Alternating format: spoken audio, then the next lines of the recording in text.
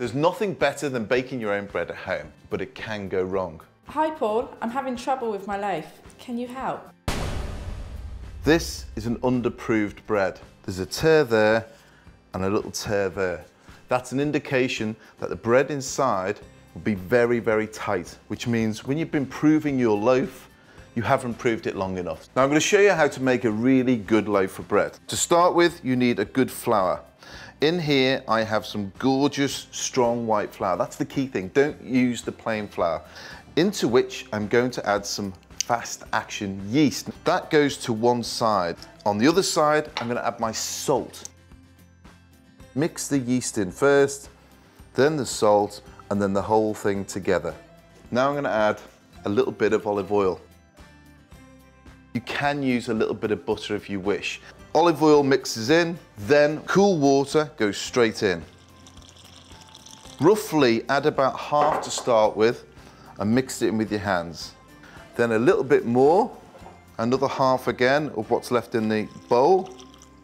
Mix it round again. And I've still got a little bit of residue of flour down at the bottom there, which this will be picked up by the last bit of water. And I think that's pretty much done. It's come together as one lump and there's no flour left in the bowl. A little bit of olive oil on the bench. Lift your dough up and pop it in the middle of the olive oil. Coat it in the olive oil and then begin to form a little ball just by folding it over like this. The more that you work this dough, the better your bread will be.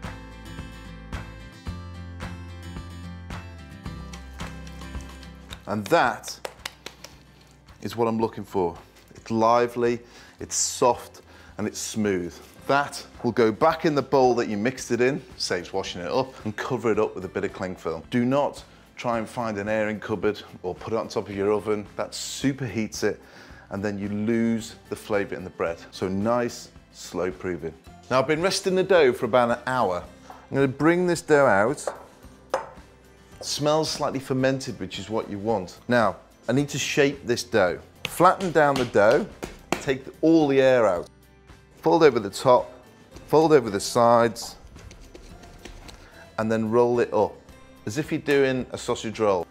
And then just roll it up, like so. You've got little bits at the end which you can flatten down and just tuck underneath. So you end up with a beautiful, smooth dough with one line running down the middle.